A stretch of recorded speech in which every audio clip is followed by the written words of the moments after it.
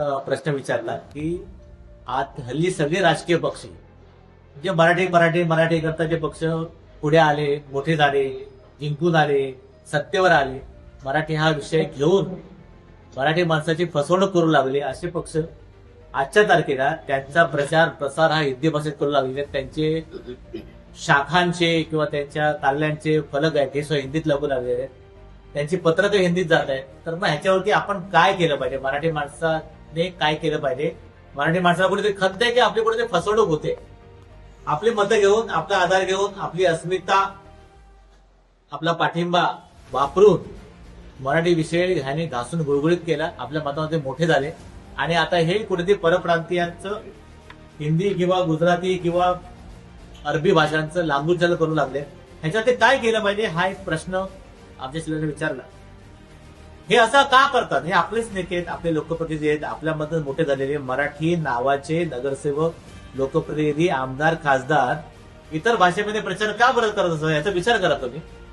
कारण कुठेतरी ह्याला परप्रांतीय मतांची चाटोगिरी करायची सवय लागलेली आहे. ह्यांना असं वाटतंय की आपण ह्या उत्तर भारतीय, बंगाली, गुजराती मतांशी आपण जिंकून येऊ शकत नाही असं कुठेतरी ह्यांच्या मनामध्ये एक भीती निर्माण झालेली आहे. तर आपण पण आपली एक भीती निर्माण केली पाहिजे ना. बरोबर. एका भीतीवरती तोडे लावून दुसरी भीती निर्माण करणं, एका लहान खड्ड्यामध्ये भीती वाटते तर आपण एक मोठा खड्डा निर्माण करूया. तुला त्या खड्ड्यात पडायचं नसेल तर ह्या खड्ड्यात पड बाबा, है ना. असं केलं पाहिजे ना. एखादा माणूस समजा विंचवाला घाबरत असेल, बाजूने एक अजगर उभा राहिला तर पहिला कोणाचा अशी मारामारी करेल, तो अजगर अशी राहिली नाही, विंचू काय चालेल एक वेळ.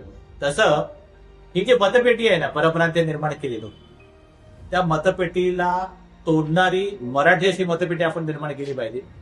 आपल्या भारतीय राजकारणामध्ये दलित मतपेट्या आहेत, धार्मिक तत्वावरती मुस्लिम मतपेट्या आहेत, जैन मतपेट्या आहेत.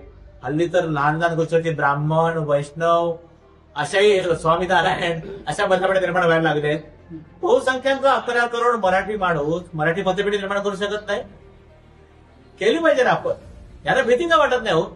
आमची फसवणूक करतायत, आमच्या नावाने मोठे झाले, आमच्या नावाने सत्ता मिळवली, त्या सत्तेचा वापर करून पैसा मिळवला आणि आता तो पैसा 2 नंबरचा, ती सत्ता, ती खुर्ची टिकवण्याकरता आता ती हिंदी मताच्या मागे लागलेली.